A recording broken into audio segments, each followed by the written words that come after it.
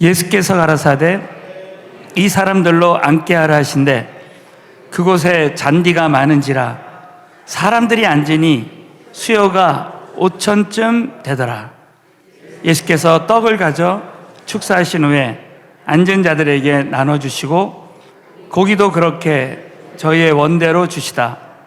저희가 배부른 후에 예수께서 제자들에게 이르시되 남은 조각을 거두고 버리는 것이 없게 하라 하시므로 이에 거두니 보리떡 5개로 먹고 남은 조각이 12바구니에 찼더라.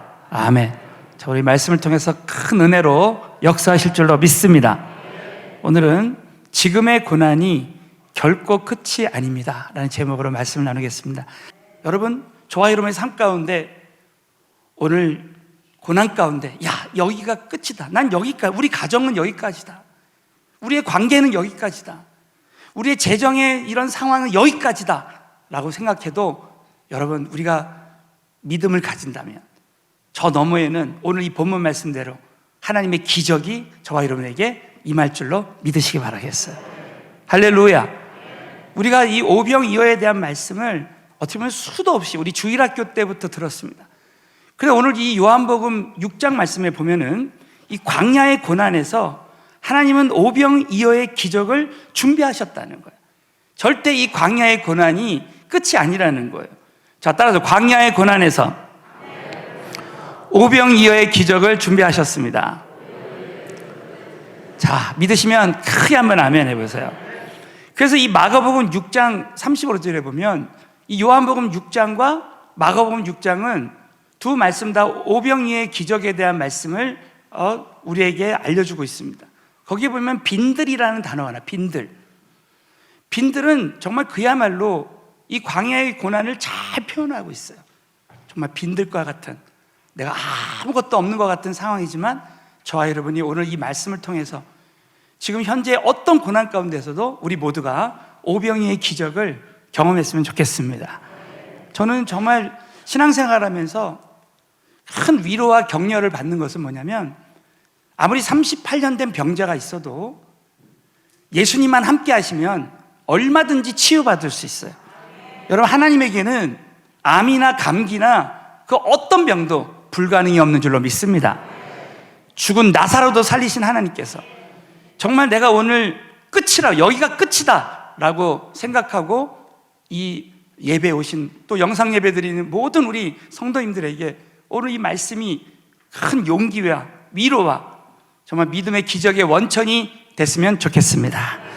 그래서 오늘은 요한복음 6장 말씀을 통해서 오병이어의 기적을 체험할 수 있는 길이라는 주제로 말씀을 나눌 때 우리가 다 함께 이 말씀을 우리 삶 가운데 오늘 적용해 봤으면 좋겠습니다. 자, 첫 번째는 광야의 고난 속에서도 오병이어의 기적을 기대해야 된다는 거예요. 저 오늘 첫 번째 말씀의 핵심은 기대하는 것입니다. 자, 따라서 광야의 고난 속에서도 오병이어의 기적을 기대해야 됩니다.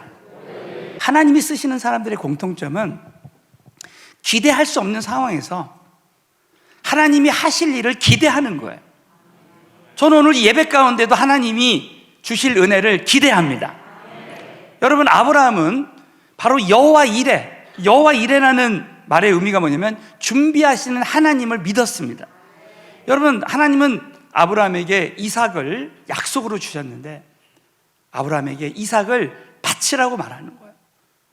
큰 시험이 찾아왔습니다. 그러나 아브라함은 하나님을 기대했어요. 하나님이 절대 우리 아들 이삭을 죽이지 않고 이삭 대신에 번제로 바칠 수양을 준비하셨을 것이다. 근데 여러분, 놀랍게도 아브라함이 믿음으로 기대한 대로, 자, 13절 한번 보세요. 창세기 22장 13절. 자, 큰 소리로 믿음으로 읽겠습니다. 시작. 아브라함이 눈을 들어 살펴본즉 한 수양이 뒤에 있는데 풀이 수풀에 걸렸는지라. 아브라함이 가서 그 수양을 가져다가 아들을 대신하여 번제로 드렸더라. 자, 이 은혜가 우리에게도 임할 줄로 믿습니다. 그래서 아브라함이, 자, 14절 시작. 아브라함이 여호와 이레라 하였으므로 오늘까지 사람들이 이르기를 여호와의 산에서 준비되리라 하더라. 여러분, 이 아브라함의 믿음의 고백이 우리의 고백이 됐으면 좋겠습니다. 하나님은 저와 여러분에게 모든 것을 다 준비하시고 우리를 인도해 주신다는 거예요. 자, 여러분, 오늘 이 죽음의 위기 앞에서 자기 아들이 죽을지도 모르는 그 위기 앞에서 아브라함이 하나님께서는 반드시 죽은 자를 살리시고 없는 것을 있는 것 같이 부르신 하나님께서 반드시 여호와 일에 준비하신 하나님의 역사가 일어날 것이다, 믿음으로 기대할 때 여호와 일에 오병이의 기적이 일어난 줄로 믿으시기 바라겠습니다. 여러분, 오늘 이 여호와 일의 기적을 하나님이 주실 때 꼭 잊지 말아야 될 것이 있습니다. 그것은 뭐냐면, 하나님은 저와 여러분에게 지금 이 광야의 고난 가운데 있을 때 가장 좋은 것을 예비하신다는 거예요. 자, 믿으시면 아멘. 참, 우리에게 위로를 주는 말씀 중에 하나가 마태복음 7장 11절이에요. 자, 마태복음 7장 11절 시작. 너희가 좋은 것으로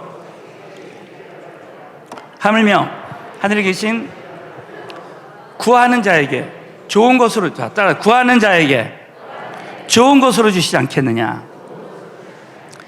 여러분, 놀라운 것은 현재 우리의 삶 가운데 고난이 찾아왔습니다.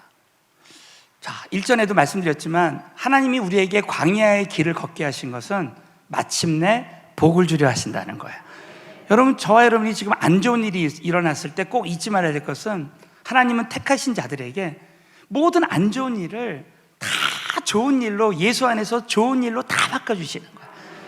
자, 따라, 모든 안 좋은 일을 예수 안에서 좋은 일로 바꿔주십니다.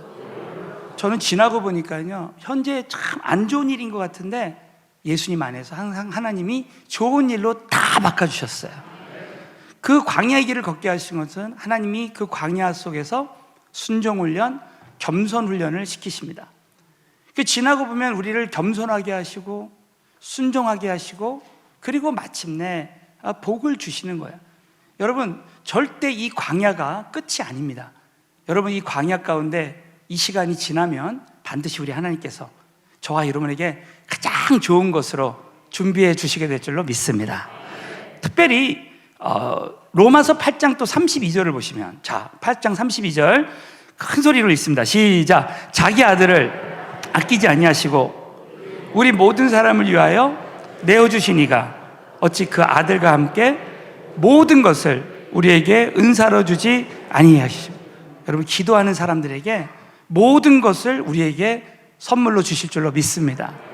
그러므로 우리가 신앙생활 할 때 참 잊지 말아야 될 것은, 절대 고난 가운데 포기하지 말고 하나님께 기도하는 사람에게 가장 최상의 것, 가장 좋은 것을 저와 여러분에게 준비하신다고 믿어야 될 줄로 믿으시기 바라겠어요. 제가 일전에 한번 우리 교회가 선교하는 교회니까 그 많은 선교사님들의 이런 믿음의 간증을 이렇게 나눈 적이 있습니다. 특별히 이 중국 선교사님이었던 이 허드슨 테일러 선교사님은 1832년에 태어나셨어요. 그래서 이 허드슨 테일러 선교사님에 대한 두 가지 꼭 우리가 잊지 말아야 될 간증의 교훈이 있습니다. 그 첫 번째가, 이 선교사님이 처음에 선교지로 갔을 때 아무런 열매가 없었어요. 너무나 걱정이 되고 염려가 된 거예요. 그런데 요한복음 15장 5절을 보면서, 나는 포도나무요, 너희는 가지니 내가 너희 안에 있으면, 너는 내 안에 있으면 열매를 많이 과실을 많이 맺는다 그랬죠. 야, 포도나무에 붙어있는 가지는 포도나무 열매를 맺기 위해서 걱정하지 않지 않는가?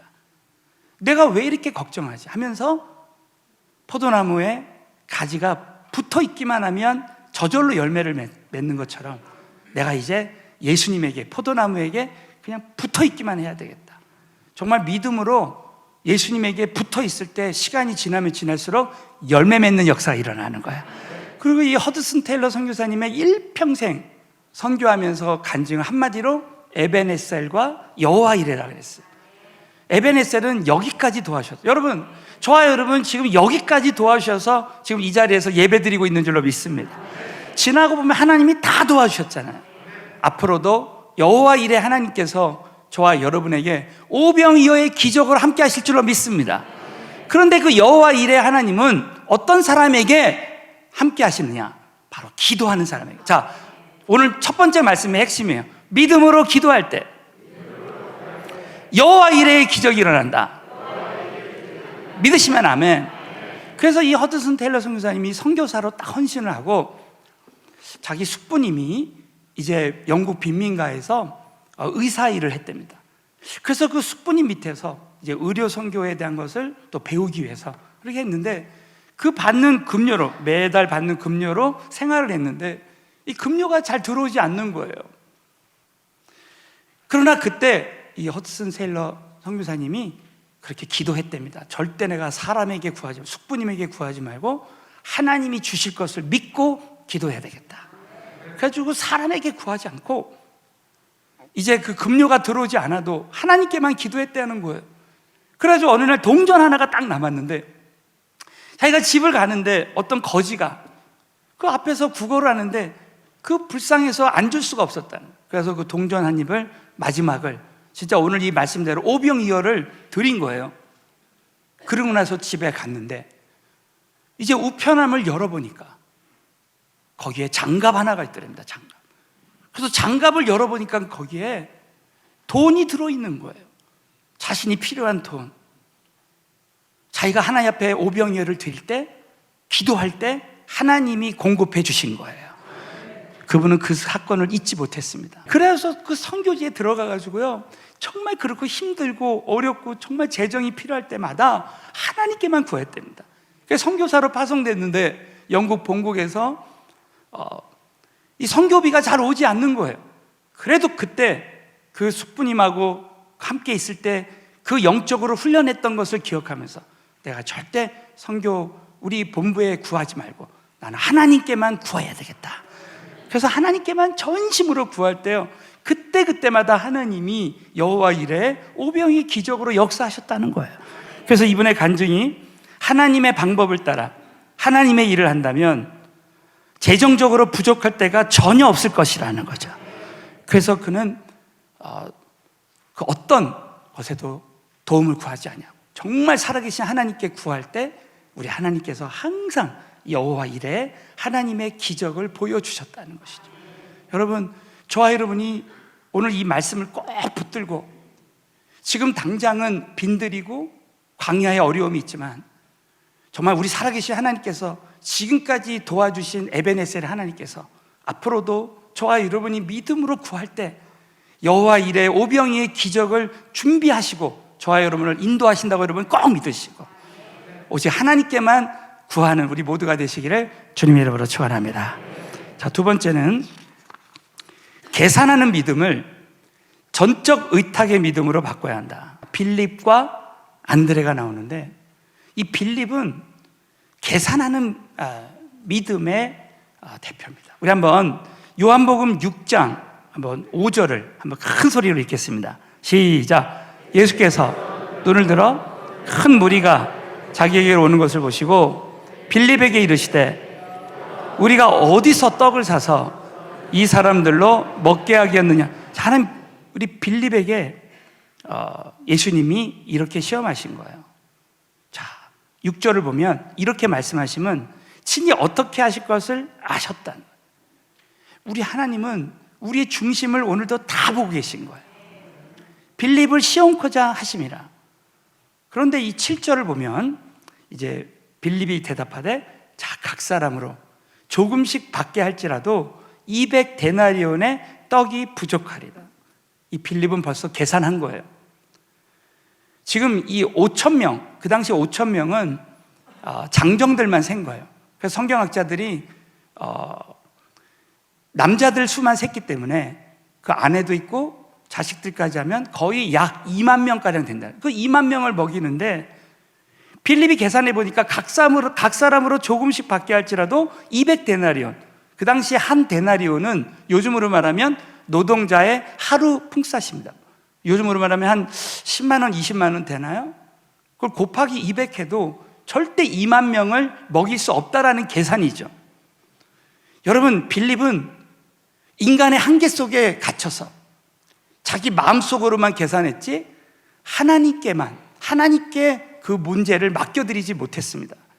오늘 7절 한번 다시 한번 보세요. 빌립이 대답하되 각 사람으로 조금씩 받게 할지라도 200데나리온의 떡이 부족하리이다. 빌립은 지금 상황을 본 거예요. 우리 일전에 제가 이런 설교를 했습니다. 우리가 신앙생활할 때 현상을 말하지 말고 믿음으로 말하라는 거죠. 우린 누구나 다 빌립 같은 마음을 가지고 있어요. 이렇게 하면 이만큼 부족한, 이렇게 하면 이렇게 부족한. 여러분, 저는 오늘 믿음으로 우리 모두가 오늘도 지금 당장은 이런 어려움이 있다 할지라도 오늘 여러분 하나님만 함께 하시면 우리 모든 성도님들, 모든 주의 종들이 믿음으로 다 주저앉았던 영혼들이 일어설 줄로 믿습니다. 그 오늘 우리가 배워야 될 믿음이 뭐냐면 안드레의 믿음이에요. 전적 의탁의 믿음. 자, 요한복음 6장 8절 9절을 보면 시작. 제자 중 하나 곧 시몬 베드로의 형제, 여기 한 아이가 보리떡 5개와 물고기 2마리를 가졌나이다. 그러나 그것이 이 많은 사람에게 얼마나 되겠었나요? 오늘 이 말씀 보면 안드레가 예수님께 와서 한 아이가 물고기 2마리와 보리떡 5개를 가져왔어요. 도시락 하나 정도 될 겁니다. 그러나 예수님, 이것이 이 많은 사람에게 얼마나 되겠었나이까 하면서 이 문제를 예수님께 맡겼다는 거예요. 여러분, 주님께 맡기면 주님이 해결해 주시는 거예요. 그래가지고 이 믿음을 받으시고, 자, 예수님이, 자, 요한복음 6장, 자, 10절부터 이제 우리 예수님이 역사하시기 시작하는 거예요. 여러분, 언제 예수님이 역사하신다고요? 우리가 전적으로 맡겨드리면 그때부터 일하시기 시작하는 거예요. 오늘 주님께 찬양드린 대로 주가 일하시네. 자, 10절부터 시작. 예수께서 이 사람들로 앉게 하라 하신데 그곳에 잔디가 많은지라 사람들이 앉으니 수요가 5천쯤 되더라. 자, 5천쯤 되더라. 장정만 5천이고 한 2만 명을 앉힌 거예요. 그리고 나서 이제 예수님이 일하시기 시작합니다. 자, 11절부터 시작. 예수께서 떡을 가져 축사하신 후에 앉은 자들에게 나눠주시고 고기도 그렇게 저희 원대로 주시다.